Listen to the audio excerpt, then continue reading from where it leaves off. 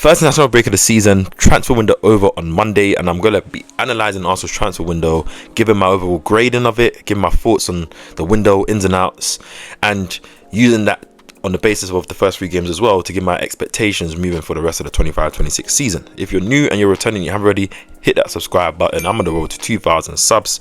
Smash the like button and comment down below your rating for this window. Comment down below your feelings, who's your favourite signing, and also what does that leave your expectations for Arsenal. But yeah, obviously Arsenal it was talked about in January when we didn't have any business before the season ended from Josh Kroenke that we're going to have unprecedented summer, my apologies. And we've seen that many times from Arsenal.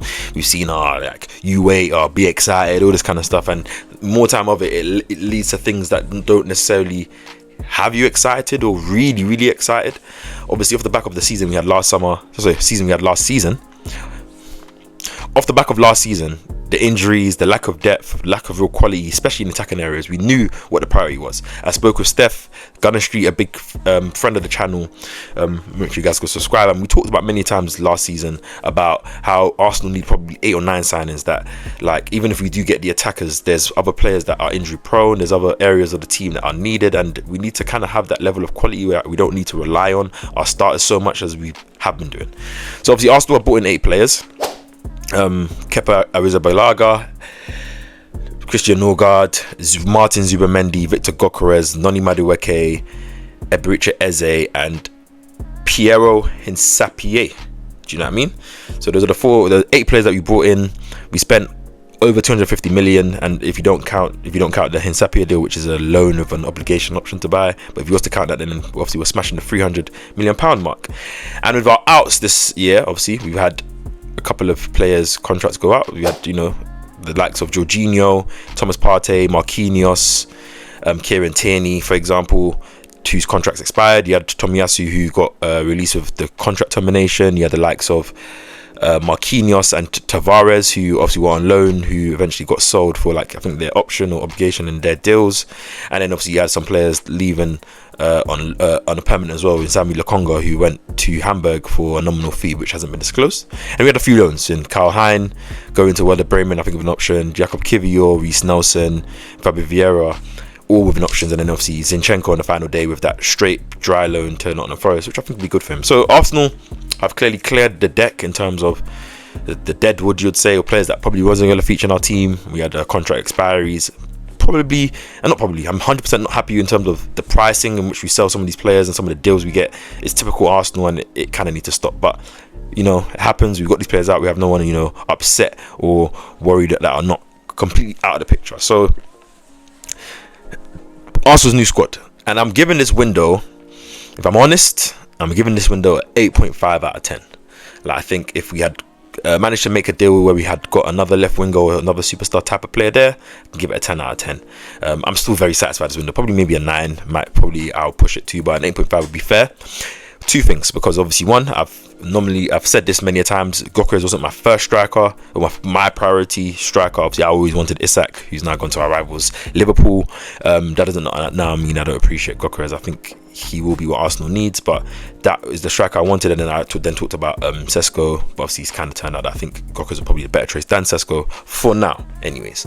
So that is that. We've got Eze, who was someone that I've been talking to for months. You can go through my channel, I'll show you guys how many videos I talk about how Arsenal need creativity, and Eze is a perfect signing. I said this last summer, even this last season when we were losing Smith Rowe, that we should bring in Eze. So trust me, I'm happy with that deal. Madueke was a surprise signing. I think the price at the time got everyone up in arms. Obviously I expected Arsenal to kind of not just buy him as that left wing signing, and you wouldn't just spend 50 million on a sack of depth if you're not willing to spend money elsewhere, which they've shown.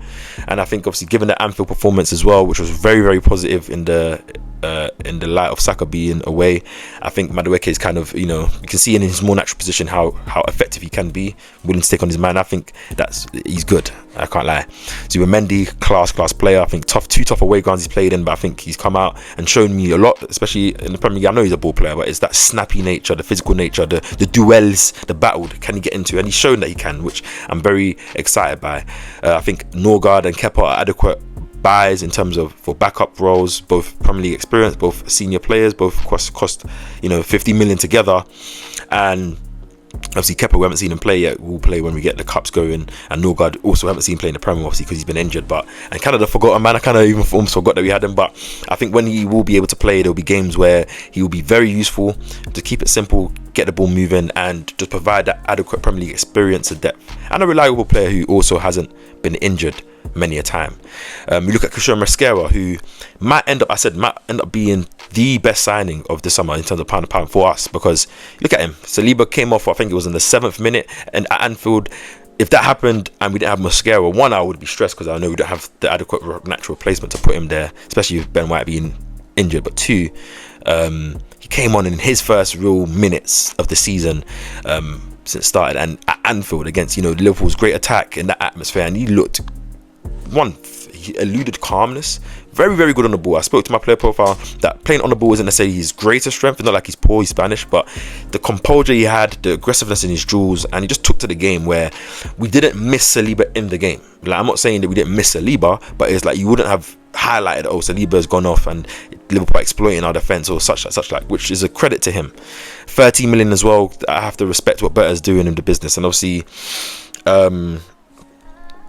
did I miss anyone else? And Piero Hincapié of Kivio, obviously having a good season last season and wanted to get that real first team football. Porto offering him the deal I don't really like in terms of that 27 million euros, not really making profit on him. But for him, I'm happy for him. He's going to play. And Arsenal, as soon as they lost a player who is a key first team member, they're going to replace him with arguably maybe a better player in Hincapié who might fit our system more. You can clearly tell this is one of Mikel's signings. We'll be interested to see whether we use left back or left centre back, but we clearly, whether you think is an upgrade or level, we've clearly improved the squad in terms of depth. We've improved the squad in terms of quality. We've added 3, I would argue, Eze, Gyökeres and Zubimendi, 3 starters to our starting lineup, and you can argue Madueke, Mosquera, Hincapié will be good additions if they stepped in for whoever they would step in their positions respectively. So as I said, epic 5 out of 10, and I got to credit Andrea Berta. He came in, he had a lot of tasks to do. I think I said it in my live. He had to get new signings done. He got that in, got most of them in early. He had to get the renewals done. Only Saliba and Saka left. Obviously, Ranieri's done, Luis Skelly's done, Gabriel's done, and we're positive on that front. We needed to get some sales done. Obviously, the prices weren't ideal, but he did get players gone, and probably to clubs that are good enough that they can display, and maybe we might get a price next summer, but at least for them, they're going to retain their value. And also, we didn't get fleeced and done around by like the Sesko deal and paying over price for any player, I believe, in this window that were paying the price Arsenal didn't want to play. So I credit Andre Berta there. He's a real shrewd operator, uses the media well, and he's caused Arsenal to have our best summer, in my opinion, that I've ever experienced as an Arsenal fan, where we had so many issues, and I think we've addressed every single issue. We needed depth, we've done it. We spent the money, we've done it. We didn't need to sell to buy, all of these things, and we still managed to get the contract renewals done and not waiting for it, because that would have been a whole other thing. We had none of these players signed, like Luis Skelly, like Gabriel, like Ranieri. Of course the window would have been done, but then we had a whole other heap of pressure and things to do. Now that he's gone, that's good, man. And where does that leave the season? Obviously, we're 6 points out of 9. Liverpool are 3 out of 3. They beat us at Anfield, so we're already playing with a disadvantage. Obviously, we've got 3 not the necessarily easiest games coming up: City, Forest at home, and then obviously St James's Park, Newcastle away with their new squad and new players. So it's going to be tough, but this is where Arsenal got earn their stripes. The likes of Zubimendi, Eze, Gyökeres, Madueke come and add your addition to why we bought you and employed you to help elevate our team and help get over the line in certain games like this.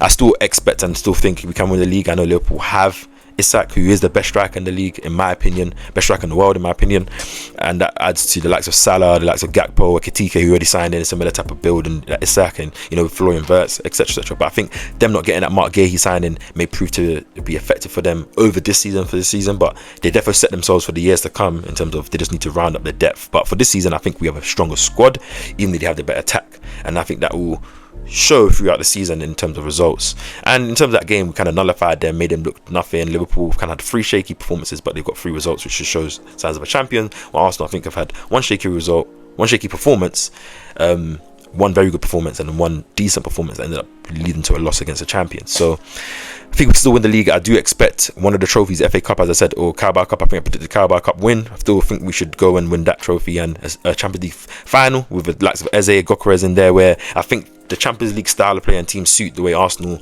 will suit Arsenal, I should say, compared to the low block that we face in England a lot of the time. I think we can do that, and I think we can beat the smaller games. I think our next big test is at St James's Park, a ground that we've lost the last 2 seasons at. I know we beat them before in the 22-23 season like babies, but since then we've got bullied. They've turned it into Drost football, and we haven't been able to handle it. So we need to go there and win, in my opinion. There's nothing else. Like, we tried at Anfield to kind of take the game, make the game a margins game, and we lost on the margins. So now we need to go and win in that game, because we have regressed. We've drawn at Anfield the last couple of years. Now we've lost, so we've lost a point, I guess. So we need to gain another 2 points if I'm doing the maths. But you know what I mean. Arsenal to win the league, Arsenal to win that Carabao Cup, get to the Champions League final, and FA Cup run should still be on. I still feel like Arsenal need to adapt to Gyökeres. I feel like the 2 away games he's had against United and Liverpool, albeit against better defenders and a more tighter game, the football hasn't been great for anyone, but I think we can see he struggled in those games a bit, and I think Arsenal need to try and get him showing strengths, put the ball in the channels early like he did for the Leeds goal, put it there early, movement around him, try and find those slip runs earlier for him and try and get him some shots. I think he needs to be more active in the box so he can get those cutbacks and crosses and be on the end of those. But I just said, it's 3rd game in, you can't expect so much. And with Eze, small cameo, I think he will be starting against Forest. I can't wait to see that magic and see how that open up the game for us. But yeah, man, as I said, my expectations there, my rating for the window is 8.5. I'm very happy with a lot of the signings. In fact, all of the signings I'm happy with. I'm happy the players that got sold or loaned out were able to leave and go to their necessary places. I think there's adequate depth for at least 2 players in each position that I don't mind starting, or I'll be happy with starting now. So I'm fine with that. And yeah, let's see what that leaves for Lewis Skelly as well, whose future I think is in the midfield, but I don't think that will happen this season. So yeah, comment down below again your rating of the window, your favourite signing. I didn't get my favourite signing. My favourite signing of the window is Eze, but I have a big heart warming feeling towards Zubimendi and Mascara, I will say. So comment down below your favourite signing, your rating, and where you expect Arsenal to finish, and I'll catch you guys in the next video. Speak soon. Peace.